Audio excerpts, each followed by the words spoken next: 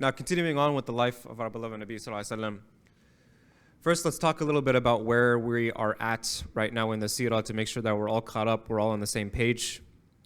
So what's going on right now is our beloved Nabi Sallallahu Alaihi Wasallam has just arrived in the city of Yathrib, and the city's name becomes Al-Madinat Al-Munawwara, the illuminated city, and that's what we know it as today.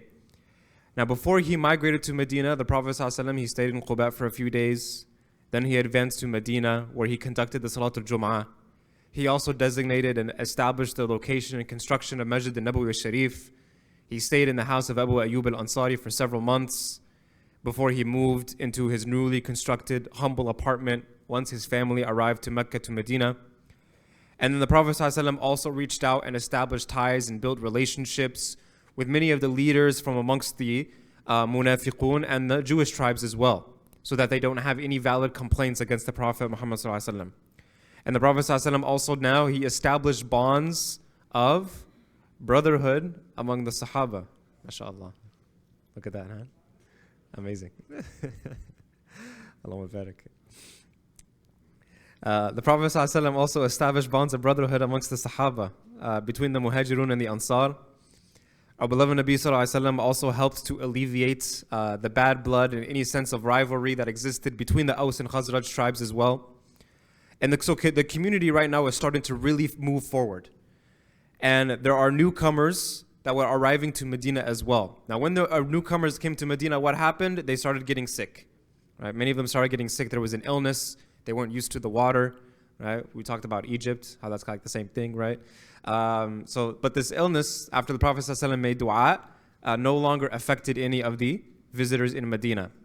Now, one of the things the Prophet ﷺ really focused on while building and solidifying a Muslim community in Medina was the establishment of the 5 daily prayers. So back when our beloved Nabi ﷺ's prophethood first started, one of the first things that Jibreel alayhi salam did after revelation was show the Prophet ﷺ how to perform the salah. How to perform the salah and how to make wudu. This is not yet the 5 daily salah that we know it today. That wasn't established until a decade later when the Prophet ﷺ went to the journey of Isra wal Mi'raj. The initial salah was a basic 2 raka'at salah. Some scholars say that this 2 raka'at salah was mandatory in the morning and the evening, the Fajr and Asr times. Some say it was just optional, and it's also said about the tahajjud prayers as well was either considered to be extremely heavily emphasized or even obligatory as well. Then when the Isra wal Mi'raj journey came, the Prophet ﷺ instituted the 5 daily salahs, but they were all in 2 rak'at, right? They were all in 2 rak'at. So it was obligatory now, but Dhuhr was still 2, Asr was still 2, Maghrib was 2, Isha was 2, it was all 2, right? And it wasn't until this moment now where Rasulullah ﷺ is establishing the salah as a community establishment, a community event. That's when the Prophet ﷺ now told the Sahaba that the obligatory salah is going to be what we know it as today, right? So Jibreel alayhi salam, early on, he taught the Prophet ﷺ how to make wudu, how to perform salah. And then after Khadija accepted Islam, the Prophet ﷺ taught her how to make wudu and perform salah. Then Ali radiallahu anh accepted Islam. They would pray together. The Prophet taught his cousin how to perform prayer. And then all 3 would pray together. And the cycle continued after that. So salah was the first practice that Rasulullah ﷺ would establish for every new convert to Islam. Any new Muslim, the Prophet ﷺ, first thing that he would teach them is wudu and salah. How to purify yourself and how to perform the obligatory prayers, right? Some would accept Islam and the Prophet ﷺ would teach them and then to wudu salah in order to strengthen and solidify their iman, right? So the idea is what? Idea is as converts, we know with converts that we want to what? We want to solidify their iman. But the Prophet ﷺ's method of solidifying their iman was the salah. Because usually, more often than not, they understood what they were saying in salah. They understood what was happening in the salah. They understood the power of the salah, which has made it so impactful. Salah is the manifestation of the shahadatain, right? So the physical action of accepting Islam, what do we say? La ilaha illallah Muhammad Rasulullah. That's it. There is no God worthy of worship except Allah, and Muhammad is the messenger of Allah. Somebody says that and affirms that, then that is it. That person is a Muslim. But the actual manifestation of that is the salah. Is the salah. All of the pillars of Islam are actually in a way connected to salah. That community engagement when it comes to salah, right? So the salah one is obvious. Hajj, right? Hajj, I mean, like salah is just all over Hajj, right? Even Ramadan, the Taraweeh, the praying with everybody together. People step up in the month of Ramadan in their ibadah, in their spirituality. Those who don't pray their obligatory outside of Ramadan are praying it in Ramadan. Zakat. Oftentimes, people always ask me, how can I find zakat eligible people? If you came to your communities and you prayed next to the people that are next to you, you would be able to find zakat eligible people. You will pray next to them. That's what the community, that's what salah does. It brings everybody together so that you can fulfill your obligations as a Muslim. So we pray to Allah, we obey Allah, we implement the command of Allah, fulfill the obligation that is ordained upon us by Allah subhanahu wa ta'ala, the way that the Prophet ﷺ did. We do what Allah said in the way that the Prophet did. So all forms of ibadah in Islam are unique in their own way. But in particular, salah is such a structured and ritualistic form of ibadah and worship that it's completely implemented according to how the Prophet ﷺ performed the salah. Right? And salah was always the first focus of the Prophet after giving someone their shahada, because that's what established their iman. That's what helped them realize their Islam. And so salah is the primary form of worship. It's a primary form of our worship, where you can observe all forms of Islam, iman, ihsan, right? Hadith Jibreel, like we did in 40 Hadith Nawawi. All that can be shown through your salah. Salah is very central. It's very integral to the Islamic faith and the Islamic practice. And so with Ramadan coming up, we want to start getting more used to our salah, our obligatory, our sunnahs, our night prayers, so that in the month of Ramadan we can maximize our salah during those beautiful nights and those beautiful days. And that's also why the Prophet ﷺ established a masjid on his very first day. Very first day. And the construction immediately began on the second day, because he knew this would be the foundation of the community. This is where families pray together. Right? Communities will pray together. Families that pray together stay together. The Prophet would also place Salat al-Jama'ah there, because a community that prays together sticks together. So if you look at our communities, you'll see so much diversity, especially when praying in Jama'at. Right? That's one thing that unifies us all, across all means and across all boundaries. It's salah. When we pray together and the Imam says Allahu Akbar, we all go into sujood, we put our faces down on the ground before Allah subhanahu wa ta'ala, it unites us all. You have an 81-year-old standing next to an 18-year-old. You have a Hafiz of the Quran standing next to someone who doesn't even know Surah Al-Fatiha yet. You have a PhD next to someone who didn't finish high school. You have a millionaire standing next to someone who might not have food for dinner. You have everybody and anyone, young and old, all across the spectrum standing together in this beautiful act of worship to Allah subhanahu wa ta'ala. So, how did the Prophet ﷺ go about establishing the salah? One of his... Actually, before we even get to that, another reason why salah is so beautiful is because salah is the only... Jazakallah khair.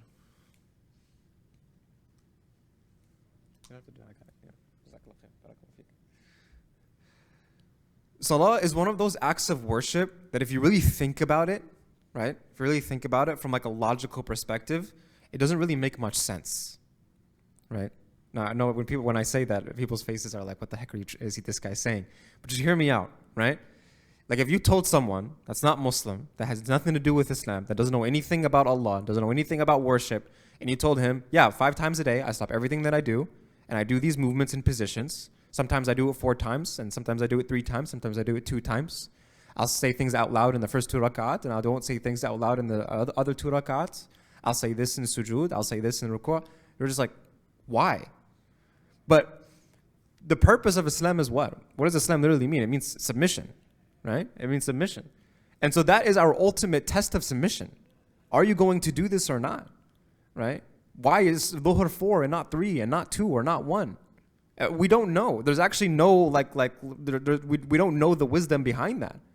But what we do know is Allah subhanahu wa ta'ala and the Prophet ﷺ told us to do it, and that's how we're going to do it. Right? And it's the most powerful act of worship. And one of the reasons is because of that reason. Because it's a complete demonstration of your submission to Allah subhanahu wa ta'ala. Okay.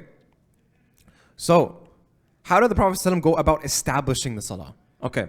One of his first focuses was how to gather the people.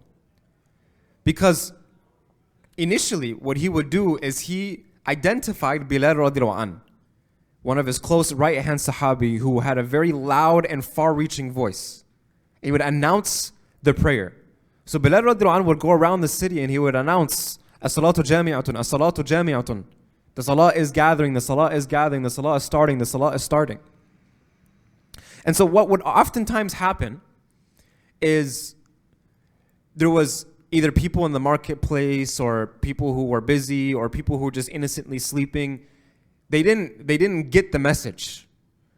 And so sometimes people would end up missing the salah, right? Or not making it to the jama'ah because they didn't know the jama'ah was going on. So the Prophet ﷺ said there has to be a more effective way to gather people for salah. We want a better way, a more effective way to let people know what time it is for salah. So the Prophet ﷺ, what does he do? Instead of trying to figure it out on his own and decide on his own, even though Allah subhanahu wa ta'ala sends him revelation, could have easily done so, he gathers the Sahaba. And he asks the Sahaba, and he says, we have a task in front of us. We need to gather the people for salah. What do you all think we should do? He's doing what? Consultation, shura. The Prophet ﷺ gathering the Sahaba together to discuss the matter of calling people to pray to Allah subhanahu wa ta'ala. This is from the Quran. وَشَاوِرْهُمْ فِي الْأَمْرِ. And consult them. Allah subhanahu wa ta'ala tells the Prophet ﷺ, consult your companions on matters. One of the wives of the Prophet ﷺ once said that I never once saw anyone consulting people in issues, affairs, and matters more than the Prophet ﷺ. The Quran also describes the quality of the Sahaba and the believers is that the way that they handled issues is that they consult one another. وَالَّذِينَ اسْتَجَابُوا لِرَبِّهِمْ وَأَقَامُوا الصَّلَاةَ وَأَمْرُهُمْ شُورَ بَيْنَهُمْ وَمِمَّا رَزَقَنَاهُمْ يُنْفِقُونَ. That the qualities of the believers was what? They responded to their Lord. They responded to their Lord by establishing the prayer. And they would also conduct their affairs by mutual consultation. They would consult each other before conducting in whatever their affairs were, whatever their matters were. And they would also donate from whatever we have provided for them. And so if anyone would have been above and beyond the need for consultation, it would have been the Prophet ﷺ, because he already receives divine revelation. But Allah instructed the Prophet to consult with his community over all matters, over many matters, to set a proper example and precedent for us. That consultation is important when it comes to decisions, especially major decisions. Right? And many of the suggestions were made by the Sahaba. Some Sahaba raised their hand. They said, maybe we can put up a flag. Right? What's the problem with the flag? Maybe people won't see it. Some people won't see it, and so that's not going to be enough because we need people to hear something. There's a call that's happening. And so some of them said, no, maybe we should sound a horn. That's loud enough. People will hear that. Prophet ﷺ said, no, this is what the Yahud do. We need to be unique. We need to be distinct. We need to distinguish ourselves in our acts of worship. And so this goes to tell us that socially and communally speaking, we might have collaborations and cooperations with other faiths, and there might be certain things that we can learn from them and implement from them, communally, structurally, organizationally, administratively. However, in worship, we are told to be unique, to create a unique religious identity. All different types of identity, political, national, ethnic, they continue to fade away over 3 generations until that identity becomes inconsequential. But when someone maintains a strong religious identity, there's a necessity of teaching and maintaining those unique spiritual practices to the next generation and to the next generation. So by having a distinct, unique religious identity, it's actually critical for the preservation of the deen of Islam to begin with. But we can take things from other communities. What's a great example of something the Prophet ﷺ took from the Yahud that we implement in our practice today? We talked about this a few weeks ago. Yeah. Washing yourself with the water in the restroom. This is a practice the Prophet ﷺ actually got from the Yahud, right? So it's not all just about like, oh, if another religion does something, then we will never implement it in our religion. No. There's a lot of great things that could be from other faiths, that could be from other communities that are in line with Islam, and we have no problem accepting that, right? But there also needs to be a sense of individual identity as well. So Prophet ﷺ wanted the adhan to be something that is unique specifically to, or wanted the call of how to call people to prayer, something that is unique specifically to Islam. And so he asks for more suggestions, getting people's thoughts. And they suggest that maybe we should do a bell. We can build a bell, and the bells are really loud, so we can do that. And then the Prophet ﷺ, again, he declined this suggestion. He said, this is what the Christians would practice. We need something unique. And again, some people say, what about we can light a fire? People will see the smoke and they'll come to the prayer. Right? Again, the Prophet ﷺ declined this. He said, this is what the Zoroastrians used to do, the Majus. This is what they used to do. And so more suggestions were voiced, with all of them not meeting the approval of the Prophet Muhammad ﷺ. And so that's when he finally told everyone, what about you guys just go home and sleep on it? Just go home and sleep on it and we'll figure this out.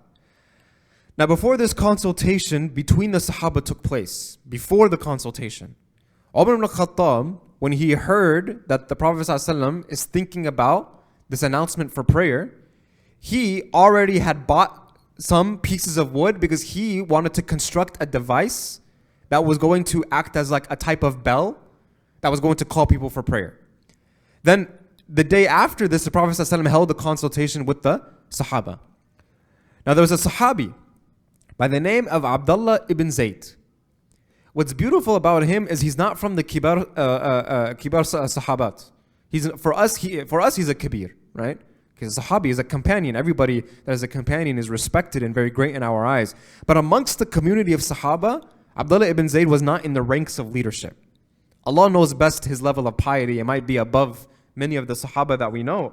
But in terms of like his outward appearance or impact in the Seerah or what we know about him, there's not much that we have. His name doesn't come up very frequently as a major player, as a primary leader in this community. But this is one of the very rare times which his name does come up. And so the divine wisdom of this is that Allah is teaching us through the example of Abdullah ibn Zayd that anyone can be a contributor. That if you want to contribute to something, it does not need the Abu Bakr to be able to contribute. It does not need the Uthman to be able to contribute. It does not need the Umar ibn Khattab or the Alis to come up and contribute. So you want to contribute to your community, don't just sit back and wait for the Imam or this board member or whoever to do it. Step up, contribute, right? So our example of Abdullah bin Zayd tells us this, right? A man whose name doesn't come up anywhere else in the Seerah was a contributor, a major contributor, a major contributor. There's a lot of things that our Muslim community needs. A lot of things that our Muslim community needs. One effort that everybody in this room should do, just a thought exercise for themselves, is think, what is something that's missing in the Muslim community? Because there's so many things, and nobody will be able to fulfill all of it, so we need different people working on different things. You just think to yourself, what is something that's missing in the Muslim community, right? That could be business-wise, that could be humanitarian service-wise, whatever it is. And think, okay, can I step up and be that person that will make that contribution? So it is Abdullah ibn Zayd. He went home from the consultation, he goes to sleep. In his dream, Allah subhanahu wa ta'ala chose him to have this dream. In his dream, a man comes to him wearing two garments, one covering the upper body and one covering the lower body. And the man walked around Abdullah ibn Zayd. And in his dream, Abdullah, radiallahu anhu, he sees himself holding a bell. So the man asks Abdullah ibn Zayd in his dream, Ya Abdullah, what are you doing with this bell? Are you selling this bell? And Abdullah said, what if I am selling this bell? Why would you want to buy it? What would you do with it? And the man asked, what are you planning to do with the bell? And Abdullah said, we are going to use it to call the salah, to call the people to salah. This is in his dream. He's saying this. And so the man says, no, I'm going to show you something that's even better than that. He said, well, what's that? What's better than that? And so the man, he stood up upon like this half wall that was in Abdullah's dream. He stands up on the wall. and he starts saying the adhan. Allahu Akbar, Allahu Akbar, Allahu Akbar, Allahu Akbar, Ashhadu an la ilaha illallah, Ashhadu an la ilaha illallah, ila akhiri, until the end. Right? He starts saying the whole entire adhan. And he was also saying it loudly. He was elongating his words, and he was showing Abdullah the proper way to call the adhan. Now, after calling the adhan, the man got down from the wall and told Abdullah at-tathweeb. At-tathweeb means when you want to let people know that the salah is now actually beginning. The first thing was just notifying that the prayer time has arrived so that people can get ready to close down their work or whatever and then come to the salah. But the man said, now when it's actually time to perform the salah, this is what you're going to say next. And then he calls the what? The iqamah, right? With the addition of, there's two riwayat about how the iqamah is said. It's either mithl al-adhan or it's mithl al-adhan, like just like the adhan. So you repeat everything twice, Allahu Akbar 4 times, and then everything else twice, with the addition of qad qamatu salah, or to do everything the Allahu Akbar twice and everything else once, with the addition of qad qamatu salah. In the end, right, both are authentically reported by the Prophet ﷺ, both are valid, and the fuqaha have given preferences to different ones based on the sahaba that they learned their fiqh from. In either case, the man in Abdullah's dream, he calls the iqamah with the addition of qad qamat salah, that indeed the prayer has started. And then Abdullah ibn Zayd woke up. Now, as soon as Abdullah ibn Zayd wakes up, he runs to the Prophet Muhammad ﷺ. And this was before the time of Salat al-Fajr. So Abdullah, he goes to Masjid al-Nabawi and he waited there for the Prophet to arrive. And then Abdullah then filled in the Prophet ﷺ on his dream. Now, when the rest of the Sahaba gathered together, the Prophet told Abdullah bin Zayd, tell them what you saw. And Abdullah bin Zayd, radiallahu anh, he tells the rest of the Sahaba about his dream. Then the Prophet said, okay, Bilal, you stand up. Because remember, Prophet ﷺ already gave Bilal the responsibility of gathering people for Salah. He says, Abdullah, you stand next to him and you feed him the words. But Abdullah, you call the adhan.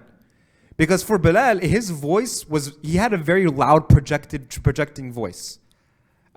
We don't know if Abdullah bin Zayd had that same level of voice. Maybe his voice was a little quieter, which is why Prophet ﷺ chose Bilal radiallahu anhu. But nonetheless, Prophet ﷺ thought Bilal radiallahu anhu would be the best person for that job, and indeed he was. Right? Bilal's voice wasn't just powerful from a physical perspective, but also the Bilal radiallahu anhu and everything that he went through in Mecca, him calling the adhan has a very huge spiritual impact as well. That he was the one who, when he was being dragged in the streets and boulders were being put on his chest and his back was being laid on hot sand, he was the one who was saying ahadun ahad. He was proclaiming the greatness of Allah. So now for him to be in the position where he's free from all of that, and now he's standing on walls projecting the adhan for everybody to come to prayer, what a beautiful symbolic and poetic justice moment that is, right? So Bilal's voice is very powerful. Very powerful. And so when he gives the adhan, the whole entire city will be able to hear it. Now this also teaches us something very profound. That just because you have an idea doesn't mean you're the best person to fulfill the role, right? So remember when I said that find something, right? That might be for somebody else. It's very possible it could be. Maybe you're thinking to yourself, man, I know somebody who would be great at this, right? I have this great idea, but I know a brother, I know a sister, they would be absolutely great at this. So let me call them up, right? Instead of being like, you know what? No, it's my idea. I'm going to do it. And then you botch the whole thing up, right? Because you didn't have the expertise or you didn't have the qualifications, etc. Okay. And the impact also was that it shattered many barriers to have Bilal radiallahu anh calling the adhan and the iqamah. Bilal radiallahu anh, right, as we know about him, was an African man in Arabian society. And he used to also be a slave. He was born into slavery. And so at this time, the Arabs, like, if you think people are racist today, like the Arabs back then were like on another level. So this was really breaking a lot of barriers. And people were also, more than they were racist, they were also classist. Extremely classist. How could a slave be the one calling us to prayer? How could it be? That's the mentality that people had. But when Islam came and completely got rid of all of that, Bilal radiallahu anh stepping into that role breaks down a lot of those barriers. So this is how Bilal radiallahu anhu's voice was farther reaching, not just in its volume, but also in terms of its effect and its implication.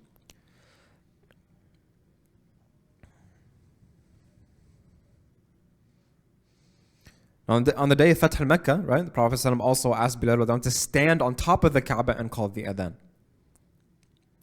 You know what's interesting? During the time of Umar al-Khattab's Khilafah, he would have a general assembly meeting, like a community town hall meeting every once in a while. And Umar radiallahu anhu had a specific seating arrangement, meaning there was like a VIP seats. Umar would have VIP seats right in front of him. Other narrations say that Umar had like a seating chart and would tell people where to sit. They would come through the door and he'd say, you sit here, you sit there, you sit there. And so there's people like Bilal radiallahu anhu. In the early days of Umar al-Khattab's Khilafah, Bilal radiallahu anhu was out doing jihad.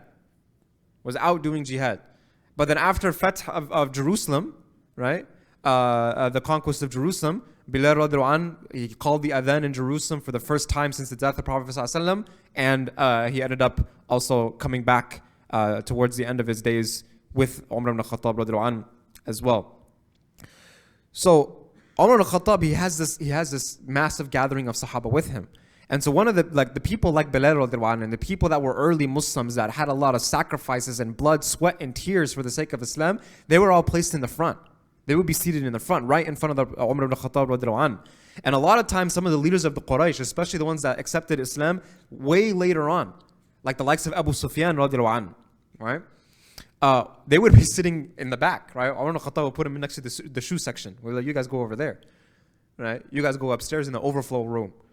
And so Abu Sufyan radiallahu anhu, one day he asked Umar ibn Khattab, why do you treat us like this? Like we're your brothers too, right? We're your brothers too. Don't you know that we're leaders of our people? Abu Sufyan was a leader of his people. Abu Sufyan was highly respected amongst the Quraysh. And you're having us sit back toward the shoe area? Why would you do this? What's your wisdom behind this?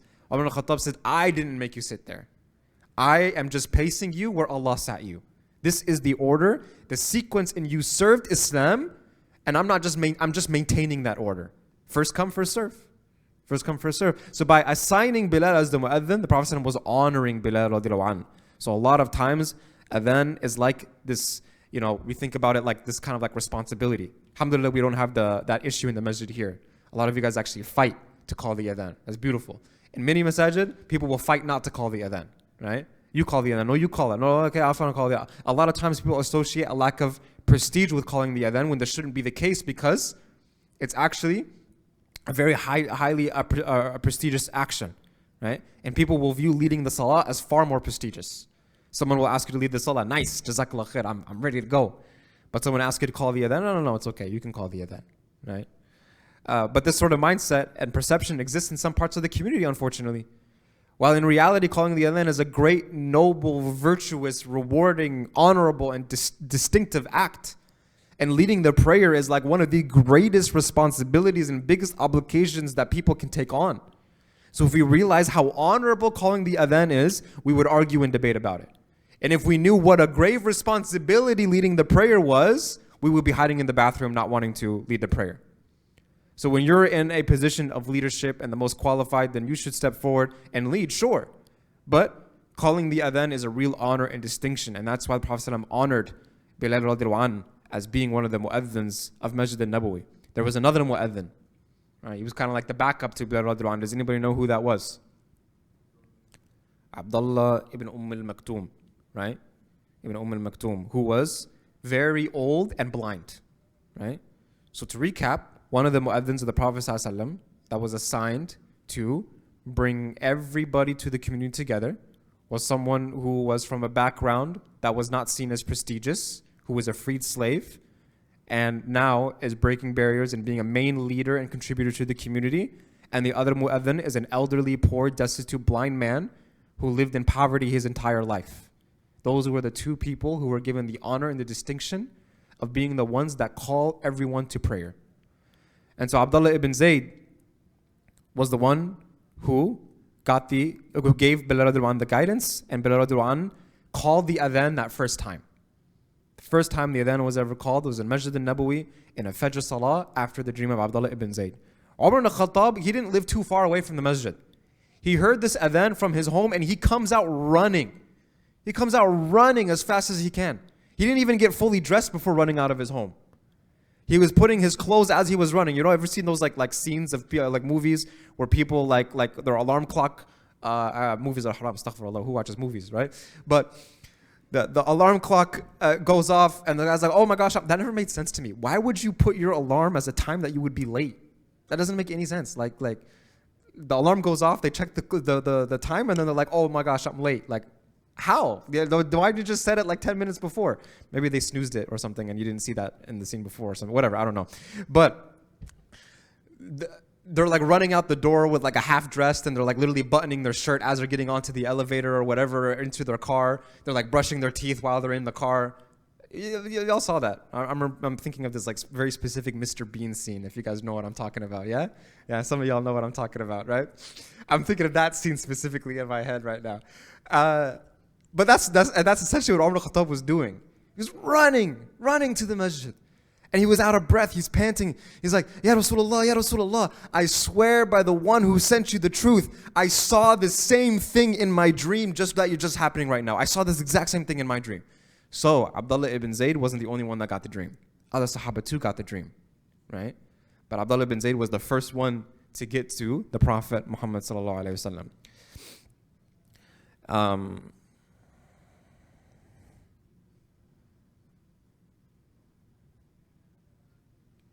Now the question comes about, right? The Prophet ﷺ, why didn't he directly receive the dream himself about the adhan himself? And again, it was to involve the community. And of course, the Prophet ﷺ understood this. But through this example of the Prophet, we learn that no leader is independent of his flock or of his community. The leader has to depend on his community. The best decisions that are reached are the ones that stem from communication between the leadership ranks and the community. And so as a leader and followers have to come together. No leader is independent of his community. And every person in this room is a leader in some type of way. You may not think it, but you are. You might have a brother. You might have a younger brother, a younger sister. You might be a leader for your people at work. You might be a leader to your friends and you don't even know it. The words, your actions impact your friends. And so that's from your leadership. Even if you're completely alone and you live with only cats, you're a leader to those cats. Everybody's a leader in some type of way, right? And so no leader is independent of his community. So anybody who is in a leadership position, you always have to remember that the decisions that you make are going to impact other people. And so the people that it's going to impact, then you definitely need to be taking those people's thoughts and opinions into consideration because it's going to affect them. It's going to affect them. Now, I'm going to also contradict myself here a little bit and say that sometimes we also have to find the wisdom of when is it appropriate for me to voice my opinion. Because, right, I'm sorry if they taught you differently in school or in college or whatever, not everyone's opinion matters on everything, right? I'm sorry if that offends some people, right? But I'm telling you, like you guys are most of you guys are tech folk. If I come up to you with zero experience of coding and I tell you, hey, you should erase that line of code. You're like, Habibi, that's gonna destroy literally like the entire Amazon empire if I do that. And I'll be like, exactly, that's why you should do it. But in reality, you're gonna be like, dude, this guy doesn't know what he's talking about. He may think he knows what he's talking about. He's just like, that doesn't look right to me, so just change it, right? Because I don't have the experience. You should not take my advice. You absolutely should not take my advice, right? But everybody should always have a group of people that they trust and respect. Not yes men. This is a huge problem. A lot of leaders are surrounded by yes men. That they're just going to affirm everything that the person already does. And oftentimes that's their comment section. Oh, you're a lion of Allah, you're preaching the deen, the haqq, yeah. And then like everything that they're saying is destructive. And so no, don't surround yourself with yes men. They're just going to affirm everything and say, no, surround yourself with people that vehemently disagree with you all the time. Those are the best people to be with. Because then every decision that you're going to make is going to be carefully calculated and constructed because now you know that there is a careful consideration behind it. Okay.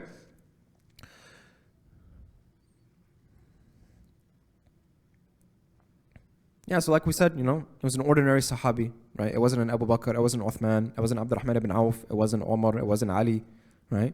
It was Abdullah ibn Zayd who received that dream. and the adhan that we practice 1400 years later, and he's receiving the reward for every single time someone performs the adhan.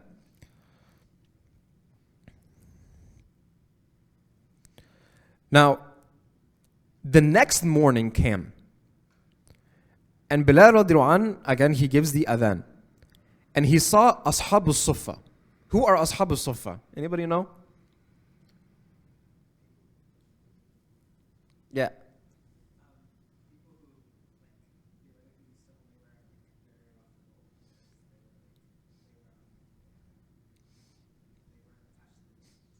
Yeah, so that's actually the specific like that's what sufa means, right? Like the wool, right?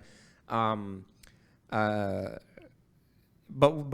what was their state? Where did they live? Who were they? Yeah, go ahead. Was there a hand over here? Yeah, go ahead. Yes. Very good, very good. Yes. So Ashab al-Suffa were people who lived in the haram, usually in the back of the haram, because they were essentially homeless and poor, and they just spent their entire life just studying the deen and just basically like just building kind of their own community, right? In the masjid of the Prophet alayhi salatu wasalam. And so sometimes they would also kind of like sleep right outside the masjid of the Prophet Muhammed sallallahu alaihi wasallam at that masjid. So Bilal radiallahu anh, he was giving the adhan, and some of them were asleep right outside.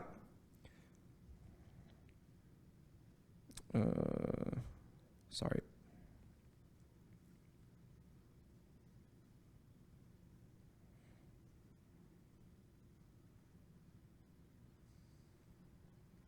Okay. And he saw the Ashab al-Suffa, people sleeping outside. So Bilal radiallahu anh, as he was calling the adhan, he felt that everyone around him was still kind of passed out and sleepy. So seeing this scene, Bilal radiallahu anh, he calls the adhan and he says, Hayya ala al-falah, hayya ala al-falah. And then he says what? As-salatu khayrun min al-nawm. Bilal radiallahu anh does this out of his own accord. The Prophet ﷺ heard this. He comes out of his home and he told Bilal, this is good. Establish this in the adhan. I approve. So the prayer is better than sleep, right? And then Bilal radiallahu anh is actually like well known for this. This happens a lot in the life of Bilal radiallahu anh, where he would do something out of his own accord, and the Prophet ﷺ would come to him and say, what you did is good. What you did is good. Can anybody think of another example? Yeah.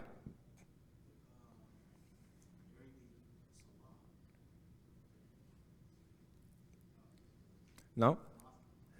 Anybody? Yeah, Musab, you got something? Sorry? 2 raka'at of wudu. Beautiful, right? Prophet ﷺ was in Isra wal Mi'raj, and he heard the footsteps of Bilal radiallahu anh in Jannah, in paradise.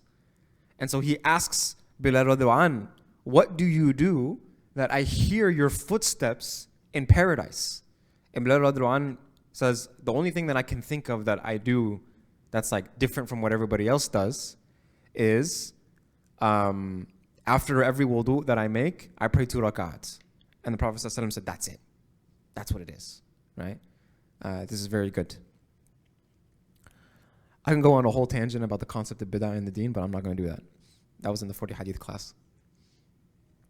Okay, so we also know that Prophet ﷺ approving of something, he doesn't speak out of his desires. Allah subhanahu wa ta'ala says what? وَمَا يَنْطِقُ عَنِ الْهَوَىٰ إِنْ هُوَ إِلَّا وَحْيٌ يُوحَىٰ. That the Prophet ﷺ does not speak out of his desire. Everything the Prophet ﷺ says or does is either directly or indirectly revelation. It's indirect revelation. And this is from the Quran. So from that day on, the line became a sunnah of adhan at Fajr. It should be implemented in the adhan at Fajr. Okay, now quick fiqh question. If someone is calling the adhan and forgets in Fajr Salah and forgets unintentionally to say as-salatu khayrun min al-nawm, is the adhan still valid? Yes, the adhan would still be valid, right? So you don't have to repeat the adhan. However, if someone leaves it out because they intentionally want to leave out that line to go against the sunnah, then obviously this would be actually considered sinful, right? And contradicting to the sunnah. Because our deen is one of obedience. Our deen is one of following the Prophet and out of one of respect. Now there's a hadith from the Prophet ﷺ that also mentions that dua is accepted between adhan and iqamah. Dua is accepted between adhan and iqamah. Overall, the adhan is a very powerful thing. It's a time of acceptance of du'as and prayers. So I mentioned this because oftentimes when there's a gap, let's say we have an event or we're in Ramadan and we had an iftar and there's adhan and there's a lot of people in the masjid. And after the adhan, there's a gap of time, 5, 10 minutes, 15 minutes, and people are just waiting for the iqamah. Chatter starts to pick up. But what we don't realize is this is one of those times that is very virtuous in the eyes of Allah subhanahu wa ta'ala. We want to be engaging in dhikr. We want to be engaging in dua. We want to be reciting the Quran. It's fine to make dua after salah, right? It's fine to make dua after salah. There's no problem in that. Prophet ﷺ actually said that the best dua is the one that's done at the end of salah. Now, there's a difference of opinion about whether that means but before you say salam or after salam, but khair, no worries. It's good.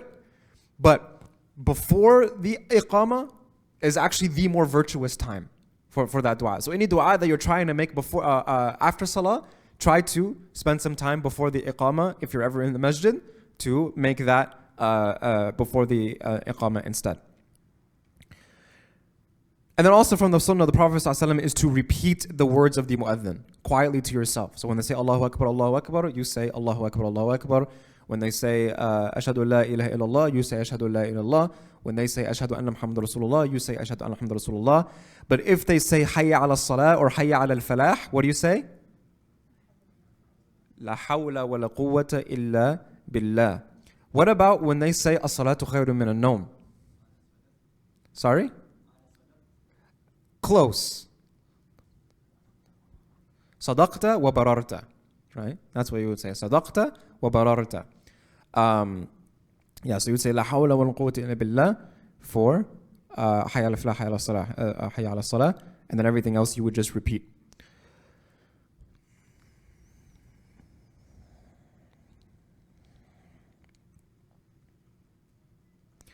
All right.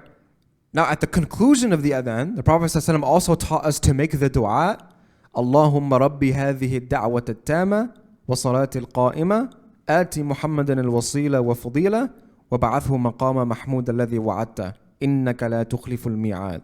That, O Allah, Lord of this perfect call and established prayer, grant Muhammad the intercession and the favor and raise him to the honored station you have promised him. Verily, you do not neglect promises.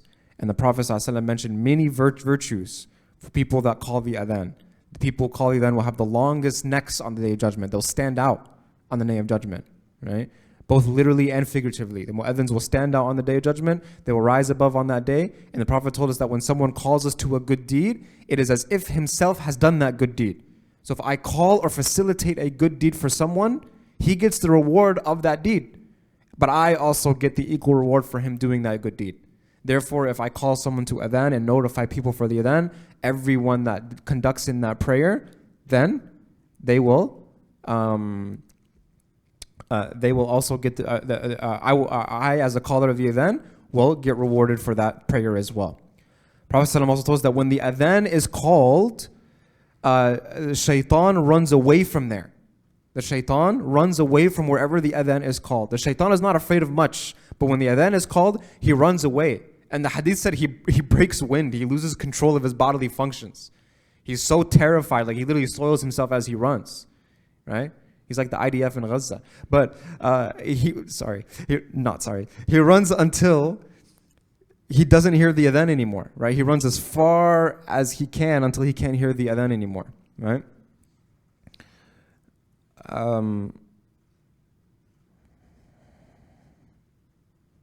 So that doesn't mean like he just runs to the parking lot, right? That means like the shaitan will run away and try to seek refuge in Russia instead. Yeah. When the adhan is done, shaitan comes back to mess with people.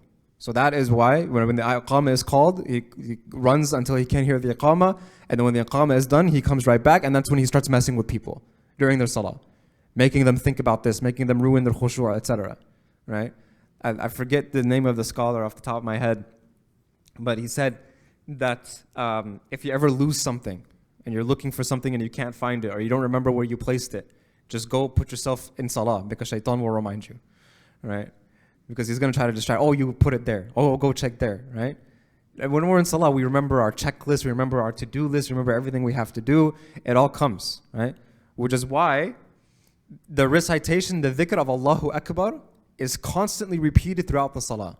Allah is great, Allah is the greatest, Allah is the greatest, Allah is the greatest. Because no matter what is going on in our heads or no matter what is going on in the salah in that moment, we always remind ourselves that I need to put it all behind me for the sake of Allah subhanahu wa ta'ala. So every time I say Allahu Akbar in the salah, it should be a reminder in my head to renew my intention during the salah. Keep renewing it as you're getting distracted. Prophet ﷺ also said that if people knew how much reward there was in calling the adhan and praying in the first line, and the muadhin gets both, they would basically draw lots to determine who would do so. Abu Sa'id al-Khudri, one day he was giving advice to another man, and he said that I noticed that when you go to graze your flock, Abu Sa'id al-Khudri radiallahu anhu is a companion of the Prophet ﷺ. He says you like to go kind of far from your town. You leave for a few days and you camp out for those few days, and I noticed you take like mini vacations. The man said, yes, I enjoy getting away from all the action sometimes. Abu Sa'id, he said that when you're all the way out there, and the only thing around you are your goats and sheep and trees and grass and the hills and the stars, when the time for the adhan calls, you should call the adhan. And the Abu Sa'id, the guy, the Abu Sa'id, like, nobody's going to hear me. There's no human being that's going to hear me to do that. But he said, everything that hears the voice of the mu'adhan, whether it's a human being, whether it's a jinn, whether it's anything, like the leaves of a tree, the grass, the animals, the insects, everyone that hears the voice of the mu'adhin when he calls the adhan, they will testify on that person's behalf on the Day of Judgment. That, oh Allah, he used to proclaim your name in this world. He used to scream out your name out of the top of his lungs as loud as he can. And so we should do everything with ihsan. It's very beautiful to call the adhan, and we should do so with ihsan. So just as we put effort into small things in order for us to learn how to do them properly, we should also know how to do the adhan properly. We should also know how to do the adhan properly. So if anybody's interested in performing the adhan, after this talk, you're like, I'm motivated, I want to go perform the adhan. Hold your horses, relax. Go sit with Hafiz Abdus Samad for an hour and make sure you're reciting everything correctly, and then go, right? Because we also don't want to have a butchered adhan either, and then everybody is like, what is this guy saying? There's common mistakes that people make all the time, right? Like people will say like, Allahu Akbar. What just happened here, right? Anybody know Arabic grammar? What just happened there? Now I put it in a form of a question, right? It's a question now. Allahu Akbar means what? Is Allah the greatest? Like I'm questioning whether Allah is the greatest or not. Khalas, not only did you ruin the adhan, you ruined your Islam, man. Come on, calm down. Of course, you didn't do it on purpose, so your Islam's intact. Don't worry. But like that's why it's important to know like am I even pronouncing the adhan correctly, right? Just sitting. The other thing that I will say. Actually, you know what? Leave it. No, it's all good. You understand my point. All right. So I mean, it doesn't require a beautiful voice, right? It's all about it, but it does require correct pronunciation. Now, on top of that as well, sometimes people go the opposite extreme as well, right? Sometimes people will go the opposite extreme as well, where the adhan becomes like a whole show, right?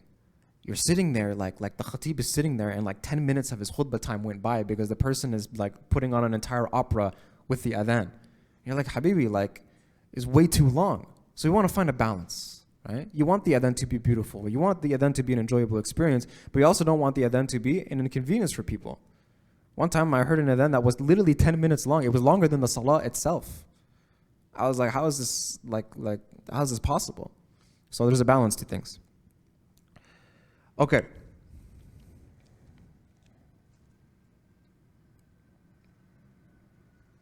All right, moving on from that.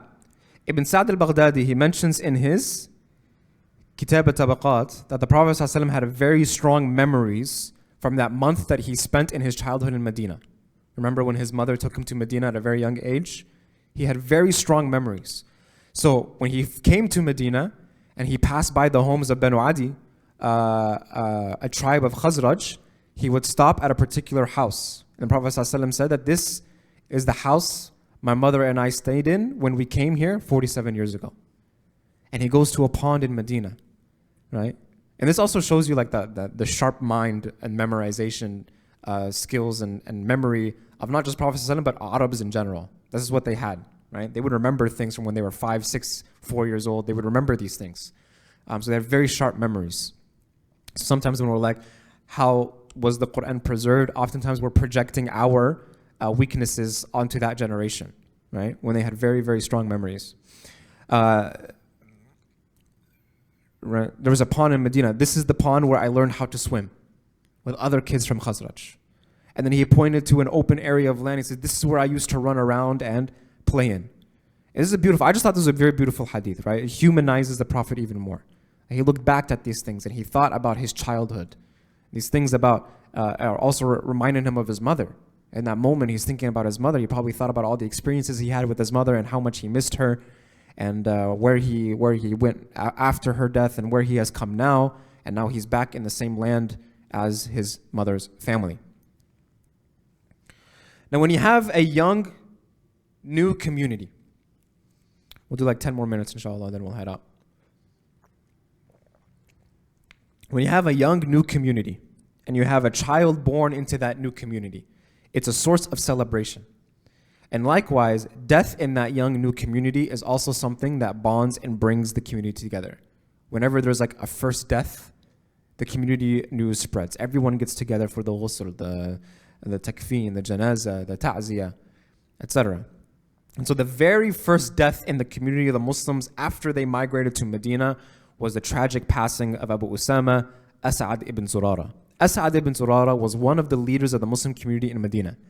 As'ad ibn Zurara was one of these six or seven pilgrims from Yathrib that sat down with the Prophet ﷺ that first time. That first time when they came for the Hajj. And then he was also of the 12 that came back the following year. And he was also of the 70 that came back the year after that. So all 3 times of the first and second pledge, the first and second Aqaba, the Prophet ﷺ did to the community in Yathrib that came and gave bay'ah, gave their oath of allegiance to the Prophet. As'ad bin Zurara was there, was amongst them. As'ad bin Zurara was also one of the Nuqaba, meaning one of the 12 leaders appointed from the Ansar by the Prophet Muhammed sallallahu alaihi wasallam. When Mus'ab ibn Umair went to Yathrib, was appointed by the Prophet ﷺ to go to Medina and preach the religion of Islam and teach the people the deen, As'ad bin Zurara would host Mus'ab ibn Umair in his home. Sa'ad ibn Mu'adh radiallahu anh, when Mus'ab ibn Umair first came to Medina and started preaching the deen, Sa'ad ibn Mu'adh was very upset. Who's this new kid? Young guy thinking he's going to just come in and run this town and just start converting everybody to this new religion. Who are you? And so As'ad bin Zurara was the one who stepped in and said, just hear him out. Hear him out. And so Mus'ab ibn Umair and Sa'ad ibn Mu'adh, they sit down together and Mus'ab ibn Umair talks to Sa'ad ibn Mu'adh, and before the end of the conversation, Sa'ad ibn Mu'adh is a Muslim. And so the Prophet ﷺ obviously had a lot of respect and had a lot of affinity with As'ad bin Zurara, that he would trust him. Right? We say Mus'ab ibn Umair was the first person to conduct the Jum'ah prayer. But the person that organized that Jum'ah prayer was As'ad bin Zurara. He was the one who organized it. He put it together. He sent out the flyers, the text messages. He's the one who put it together and said, we're doing a Jum'ah prayer. Come. And Mus'ab ibn Umair was the one who delivered that prayer. Now, As'ad ibn Zurara, the reason why we say that his death was tragic was because he was very young. Early to mid 30s. He developed a very extreme illness that gave him trouble breathing. And from that, he would pass away. And before he passed away, his body would get really hot, with like a fever, really, really high fever. And the Prophet ﷺ would personally come and put cold towels on his body to try to cool his body down. And would be making dua for him, constant dua for him. And so after As'ad bin Zurara passed away, the Prophet ﷺ took part in his burial, in his washing, shrouding of As'ad's body, performed his janazah prayer. He buried him. Now around that same time, some of the Yahud tribes and some of the Munafiqun tribes, they were developing a grudge against the Prophet and the Muslims. They would make very inappropriate comments. And they knew that As'ad bin Zurara was very close to the Prophet ﷺ. And the Prophet ﷺ considered him to be a very close companion and beloved friend. And they would say that if Muhammad was actually a prophet, then his close friends wouldn't die like this. because he was such a young man. Right? If it was an elderly Sahabi, then his death is inevitable. But when it's a young Sahaba, right, one of the young Sahaba, the disbelievers, they started to spread this type of propaganda. They would say this is a sign that Muhammad is a liar. He's devoid of any good. His closest friends, they die like this. This is proof that he is not a prophet, etc., etc., etc. Prophet was very upset at these remarks, and he said, so he would say that As'ad bin Zurara's death is actually very bad for these Yahud and these munafiqun who are saying these types of things. The Prophet ﷺ was saying that As'ad's death was a blessing for him and the community of Muslims, because Allah has kept something great and reward in store for him, and that Allah took him back. Inna lillahi wa inna ilayhi raji'un. Allah just took back what was his. But his death is also a curse upon those who say inappropriate things about his passing. And so the Prophet also said that I do not control my own fate, nor do I control the fate of As'ad bin Zurara. All these things are in the hands of Allah subhanahu wa ta'ala. Inna lillahi wa inna ilayhi raji'un. So it actually affirmed the truthfulness of the Prophet Muhammad sallallahu alaihi wasallam. That's what he always preached. It all goes back to Allah. Allah is in control of everything. Allah is in control of everything. So his death is actually an evidence of that. Now As'ad bin Zurara, he was from Banu Najjar, who lived in the immediate area of Masjid al-Nabawi. And he was one of the 12 Naqib that the Prophet sallallahu alaihi wasallam appointed after the second oath of allegiance, meaning he was a community organizer. So each tribe, they had kind of like a community organizer for that tribe. And so they come to the Prophet ﷺ a few days after, and they say, Ya Rasulullah, we need a new leader. Can you appoint for us a new leader? And so he replies, you are my uncles. We're related, because the grandfather, right, the Prophet's grandfather, Abdul Muttalib, his mother was from Banu Najjar, right? His mother was from Banu Najjar. So the great-grandmother of the Prophet ﷺ is from Banu Najjar. So therefore, he appoints himself as the community organizer for the Banu Najjar. I'm not too busy for you guys.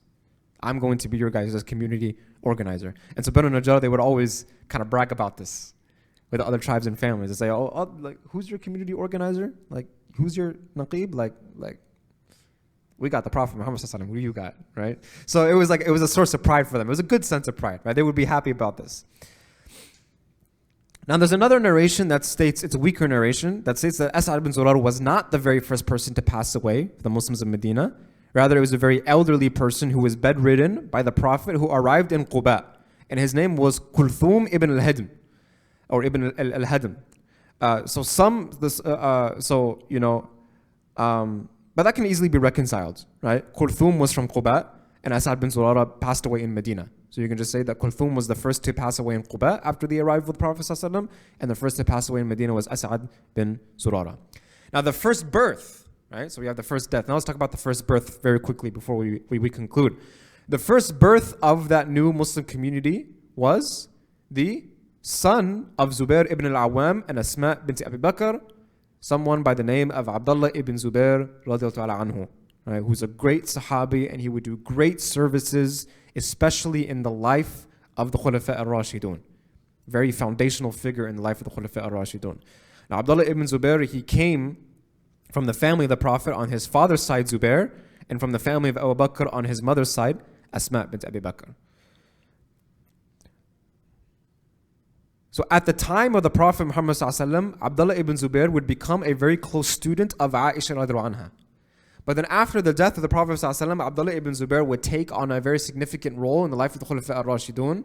And because he was constantly engaged in a lot of jihad, he did not have much time anymore to spend studying with Aisha radiallahu anha. So instead, what we know more in like the hadith circles and hadith sciences today is the main student of Aisha radiallahu anha, the main nephew that she had, where she passed down much of her knowledge, was to who? The brother, the younger brother of Abdullah ibn Zubair, by the name of Urwa ibn Zubair. Urwa ibn Zubair will be born 10 years after the Prophet ﷺ's death. So he's actually a tabi'i. But he's known as the most prolific hadith narrator from Aisha radiallahu anha, right? Her most prolific student. But because of this, the Prophet ﷺ gave a lot of people nicknames. Prophet ﷺ gave a lot of people nicknames. And Aisha radiallahu anha, she didn't have any children. So she didn't have a kunya. She wasn't called anything.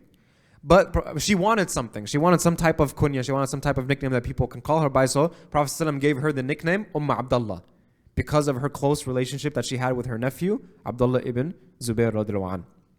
So Abdullah ibn Zubair is known as the first birth in Medina. The first birth in Medina. Umar ibn Khattab, when he was during his khilafah, sometimes he needed to consult Aisha radiallahu anha for some matters.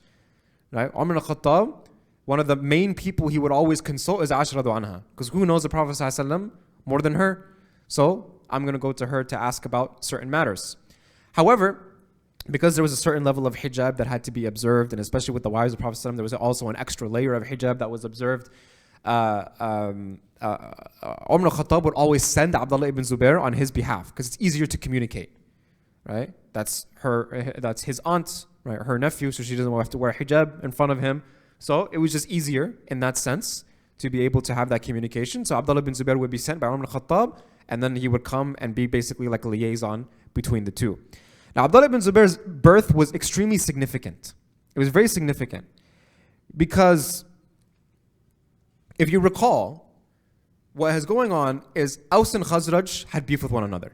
And after becoming Muslims, they started to resolve their past differences. They bonded together as brotherhood. After the Muhajirun arrived, the Ansar took them as part of their brotherhood and their sisterhood as well. All of a sudden, everyone is now one giant, big, happy family. And so obviously, this did not go over well with the Yahud and the Munafiqun. Because as we remember, they were the ones who used to like to cause trouble. They were the ones who pulled the strings.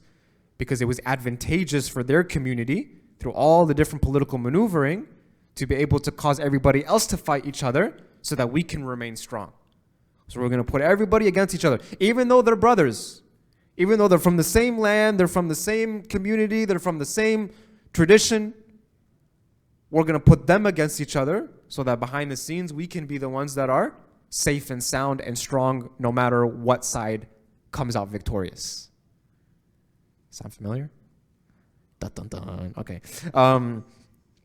So they had obviously when they saw everybody coming together and their plans are not working and their plots are not working with each other anymore because now everybody's brothers and they have this attitude of family and kumbaya and gumdrops and rainbows, etc. They were very, very spiteful. They had a very hateful attitude towards the Prophet Muhammad ﷺ. So they would show up and they say that they're ruining everything. They think they run this town. They mess everything up. So the disbelievers, they started to spread rumors in the community that we got some magicians and soothsayers to cast an evil spell against all the Muslims, and you guys will never have any children. Your women will be completely barren. The men will be infertile, etc. You will have no children. Your progeny will die here. And so this spread amongst the Muslim community. And they didn't have any paranoia because they have Iman. So we're not focused on this hocus pocus, right? But at the same time, it was very hurtful. Right? At the very least, there may have been some nervousness among the Muslims that, did they actually do black magic against us? Because we know from the tafsir of Surah Al-Falaq that we did, that black magic is real. It's a real thing, right? And it has to be dealt with seriously if someone actually did it. Next thing you know, Asma bint Abi Bakr gives birth to a healthy son, Abdullah ibn Zubair, right? And so on that next day, all the Muslims rejoiced. Zubair ibn Awam grabs his son and takes him to the streets. Everybody's celebrating. Everybody's happy. They take him to the Prophet Muhammad ﷺ. The Prophet ﷺ performs the tahniq, the sunnah, right, of chewing up a small date and putting a little bit on the upper lip of the baby. And the barakah of the child, dua, first child born in Islam post-Medina, etc. Everybody is extremely happy. Now, right after him,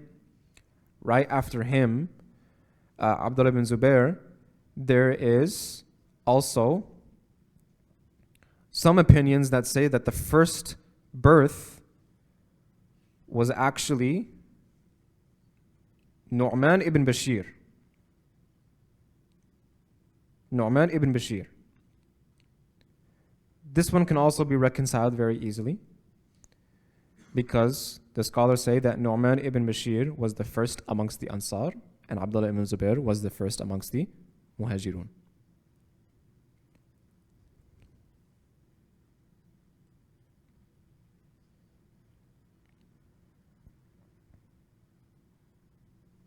Okay, with that being said, the last thing I'll say, just like one lesson that we can derive from all of this today, right? About community, about one ummah, about breaking barriers, etc., right? One ummah, one family, we're all brothers, we're all sisters. We have these slogans. Right? But we actually have to live it. The Prophet ﷺ wasn't a person of slogans, right? If everyone's your brother, no one's your brother. If everyone's your sister, no one's your sister. No one takes that collective responsibility upon their shoulders to go out of their way and make sure that you are involved in the community. So with the month of Ramadan coming up, what you're going to see is a lot of people in this masjid that you have probably never seen before. Some of them may be new. Some of them may have been in this community, but they just didn't come to the masjid as often as you did. And they're trying to build a relationship with Allah subhanahu wa ta'ala, right? It's a critical moment for us to really walk the talk, not slogans. That when I get up from the room today, I already have people in my head that I'm thinking about who I'm going to say salam to. Whether it's my clique, it's my crew, it's my friends, but the person from the other culture, but the person from the other that has a different skin color than me, I'm not going to say salam to them. Why is that? Why is that even a thought in your head?